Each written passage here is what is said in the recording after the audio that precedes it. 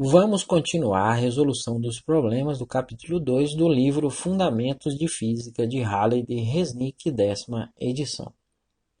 Problema 17.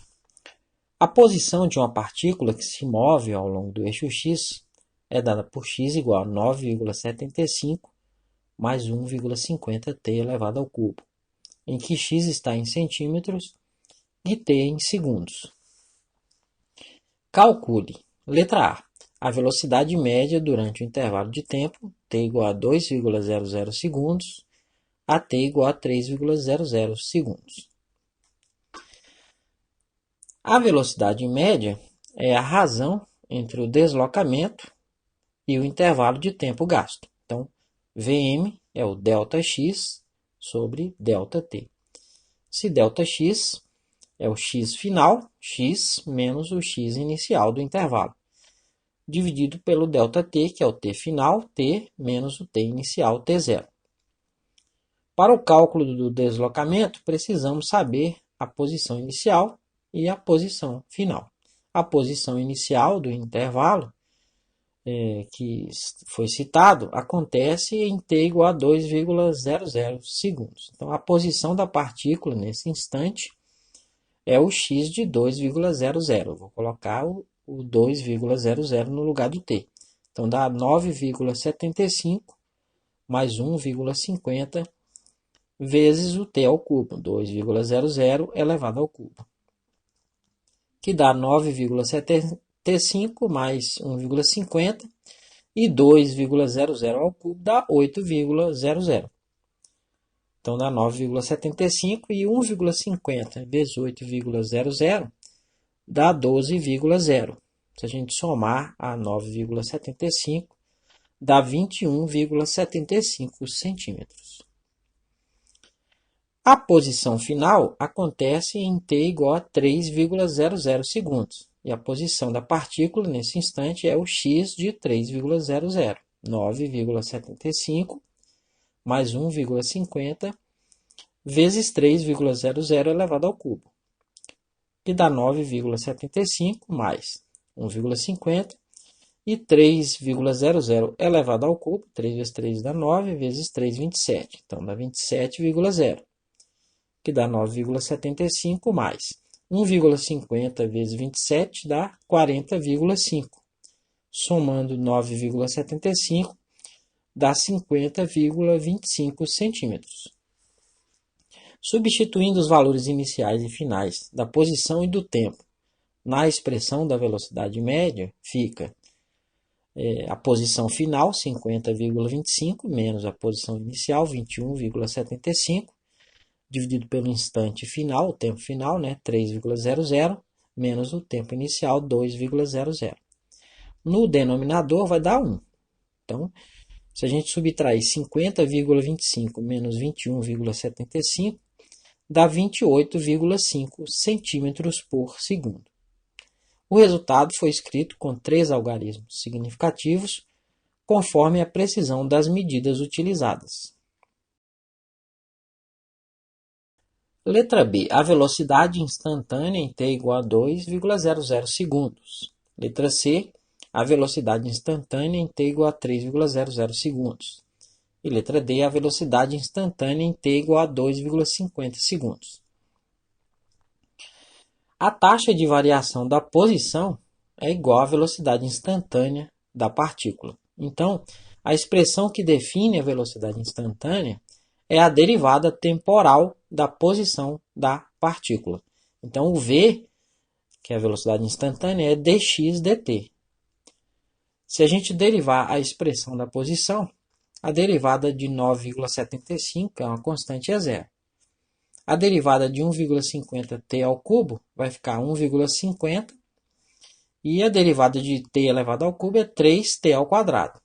Se a gente multiplicar por 3, 1,50 dá 4,50t elevado ao quadrado. A velocidade instantânea em t igual a 2,00 segundos é o v de 2,00. Que é 4,50 no lugar do t, 2,00 elevado ao quadrado, que dá 4,50 vezes 2 elevado ao quadrado, dá 4,00.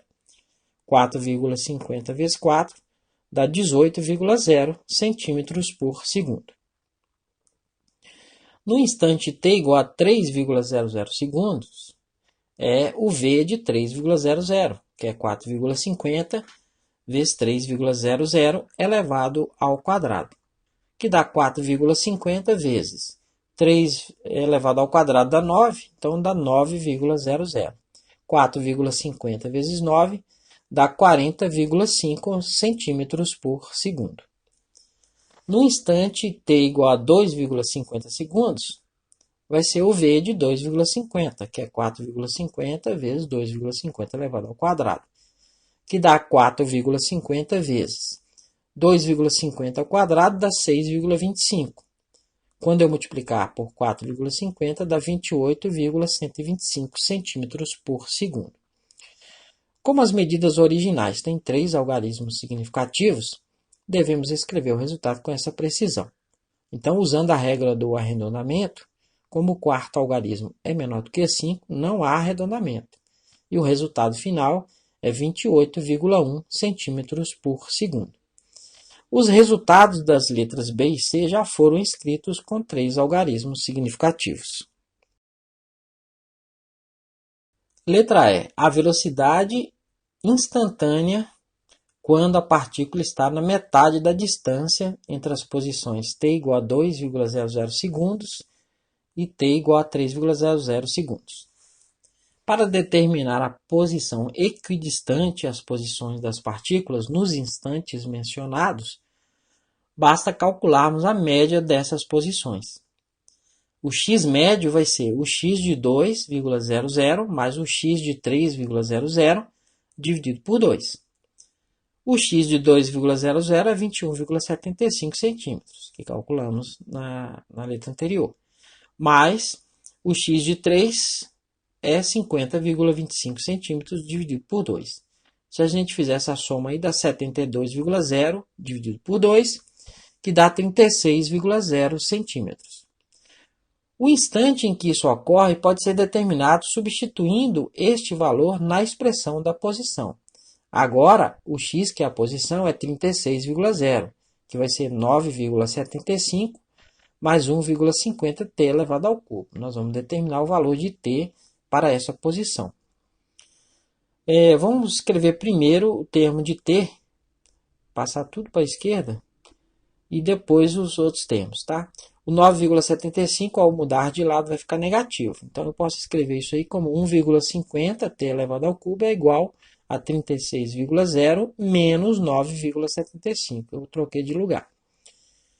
Então, 1,50 t ao cubo vai ser 36,0 menos 9,75 dá 26,25. 1,50 está multiplicando, vai passar para o outro lado dividindo. Então, t elevado ao cubo vai ser 26,25 dividido por 1,50. Então, t elevado ao cubo vai ser 17,5. Extraindo a raiz cúbica dos dois lados, o t vai ser a raiz cúbica de 17,5, que dá 2,596 segundos. O cálculo dessa raiz foi feito utilizando uma calculadora simples. Poderíamos utilizar um método numérico de aproximação da raiz cúbica que pretendo abordar em um vídeo avulso aqui no meu canal brevemente. Substituindo este valor de t na expressão da velocidade instantânea, fica o v de 2,596 vai ser 4,50 vezes 2,596 elevado ao quadrado, que dá 4,50, quando eu elevar isso ao quadrado, dá 6,739. Multiplicando por 4,50 dá 30,3255 centímetros por segundo. Escrevendo este resultado com 3 algarismos significativos, que é a precisão das medidas originais, ele se torna, como o quarto algarismo é menor do que 5, não há arredondamento, então o v de 2,596 vai ser 30,3 centímetros por segundo. Letra F. Plote o gráfico de x em função de t e indique suas respostas graficamente. Nos itens anteriores, calculamos a posição da partícula em 2 instantes. Em t igual a 2,00 segundos, a partícula estava na posição x igual a 21,75 centímetros.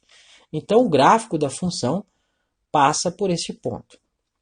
Em t igual a 3,00 segundos, a partícula estava na posição 50,25 centímetros. Então, o gráfico da função também passa por este ponto. A posição inicial da partícula, a posição no instante zero, é o x de zero, que é 9,75, mais 1,50 no lugar do t0, 0 elevado ao cubo. O segundo termo aí dá zero, então dá 9,75 centímetros. Então, o gráfico da função toca o eixo vertical neste ponto.